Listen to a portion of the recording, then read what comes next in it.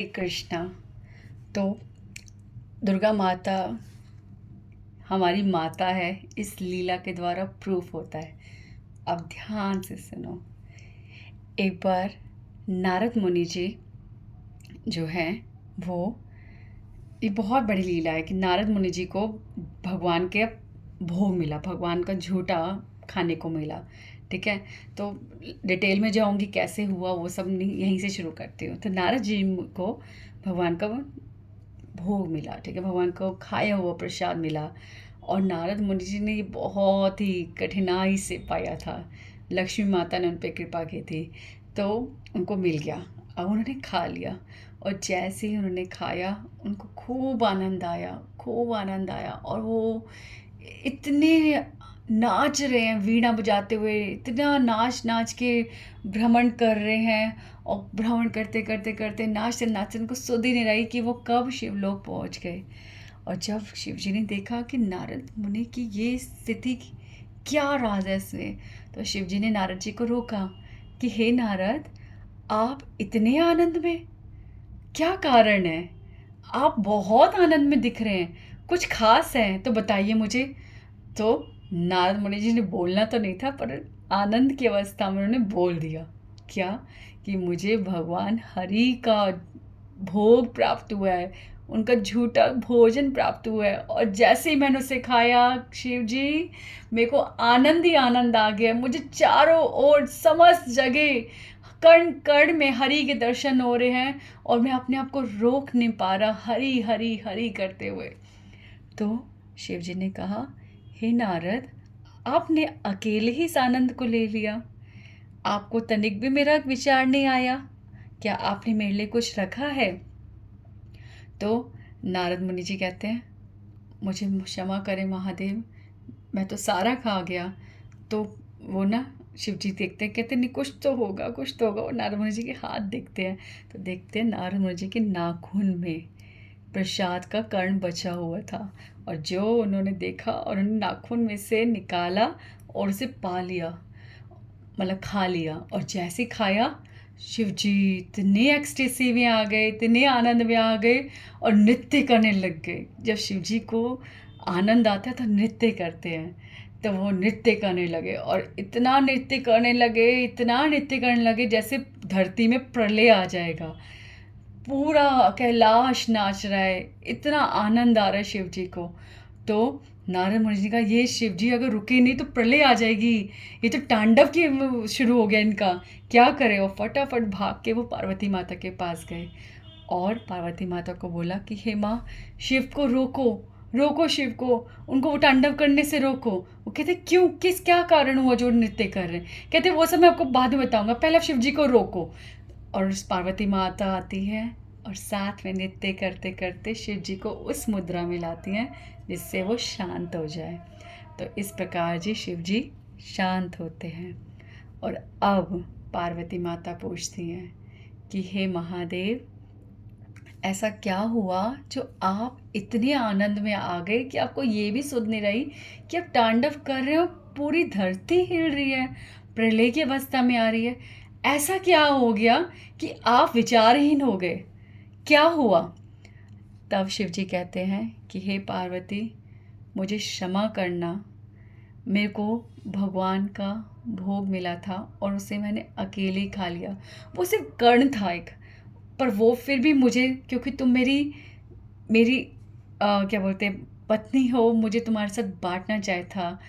पर अर्धांगिनी होते हुए भी मैं तुम्हारे को वो दिया नहीं, मुझे क्षमा कर दो, मैं अकेले वो खा गया।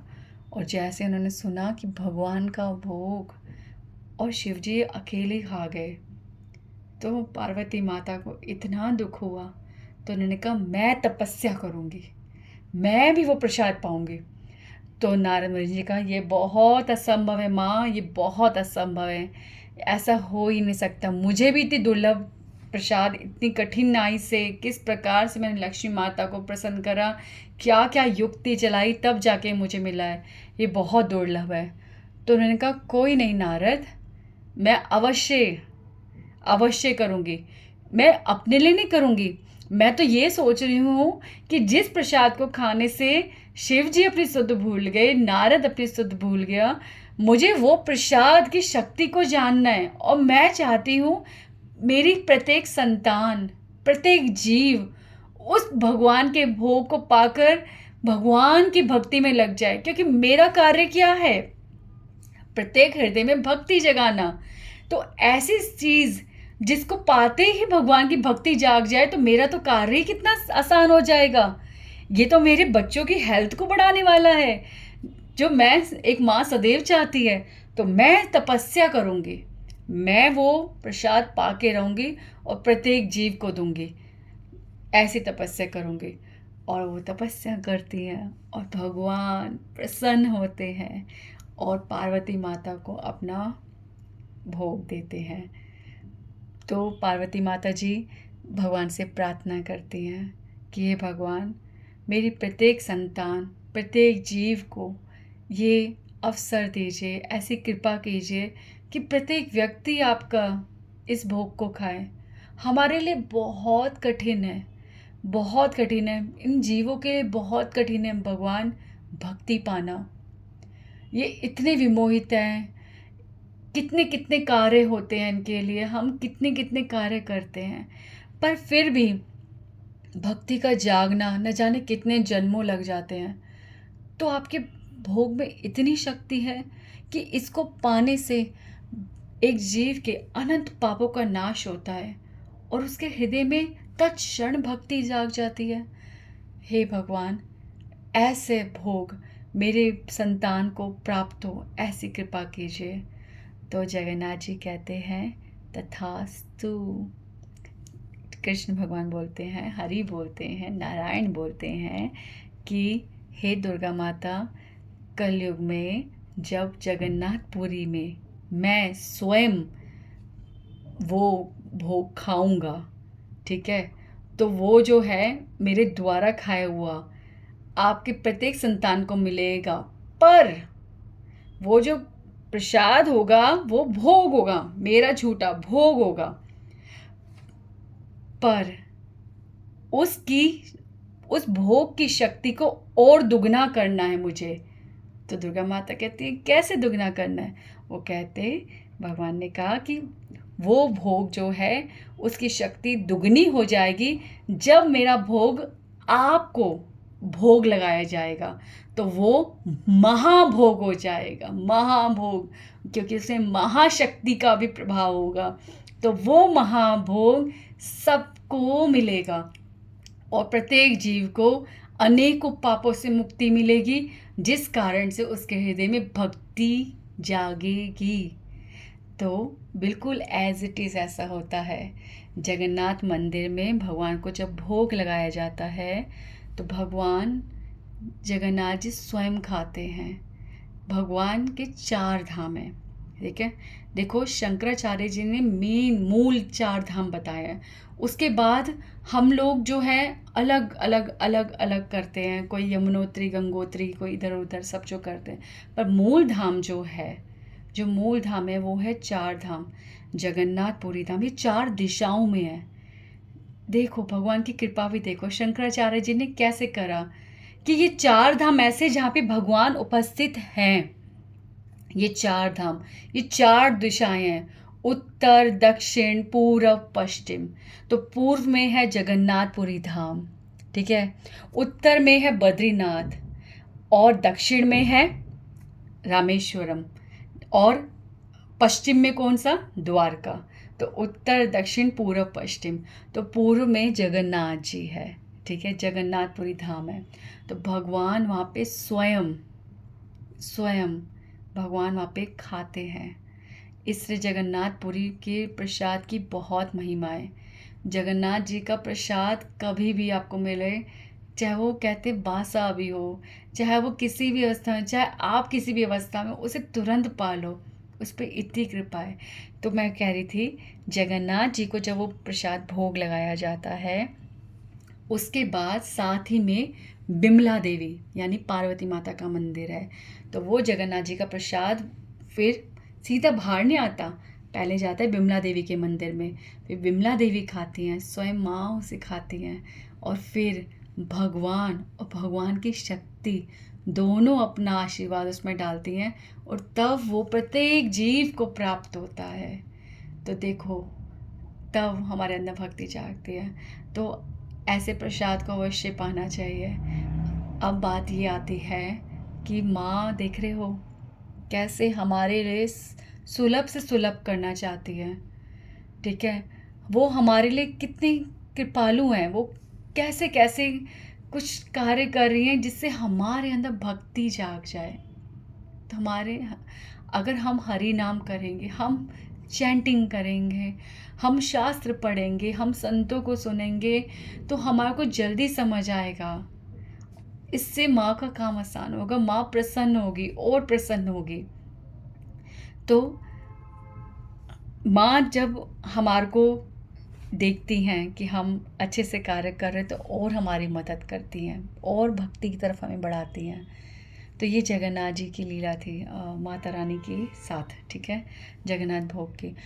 और एक और बिमला माता का एक क्या बात आती है, श्री भक्ति विनोद ठाकुर, ठीक है, जिनके बारे में मैं भजन भी करती हूँ, आपको बताया है। भक्ति विनोद ठाकुर जी जो हैं, वो बिमला माता की वो जगन्नाथ मंदिर के क्या बोलते हैं, एक बार एडमिनिस्ट्रेटिव बने थे, ठीक है।